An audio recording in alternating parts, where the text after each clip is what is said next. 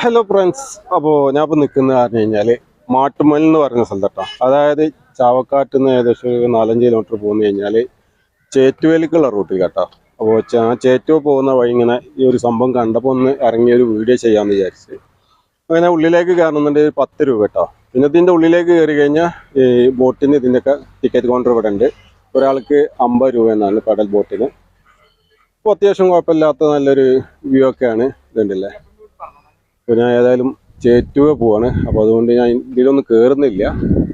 Just ഒന്ന് ഇവിടുത്തെ ഒരു വ്യൂവും വീഡിയോസൊക്കെ ഒന്ന് എടുക്കാമെന്ന് വിചാരിച്ച്. അപ്പോൾ നമുക്ക് ഇതിൻ്റെ വിശേഷങ്ങളിലേക്ക് പോവാം. ഇത് മാട്ടുമൽ എന്ന് പറയുന്ന സ്ഥലത്താട്ടോ. കടപ്പുറം മാട്ടുമലാണ്. ചാവക്കാട് കഴിഞ്ഞിട്ട് ഞാൻ തിരൂരിൽ നിന്നാണ് വരുന്നത്. അപ്പോൾ തിരൂരിൽ നിന്ന് വരുമ്പോൾ ചാവക്കാട് കഴിഞ്ഞിട്ട് മാട്ടുമൽ എന്ന് പറയുന്ന സ്ഥലത്താട്ടോ. ചാവക്കാട് നിന്ന് ഒരു 4 കിലോമീറ്റർ ഉള്ളിൽ കയറിയിട്ട് മാട്ടുമൽ കറുകമാട് എന്ന് പറയും. പിന്നെ ഇവിടെ പെഡൽ ബോട്ട്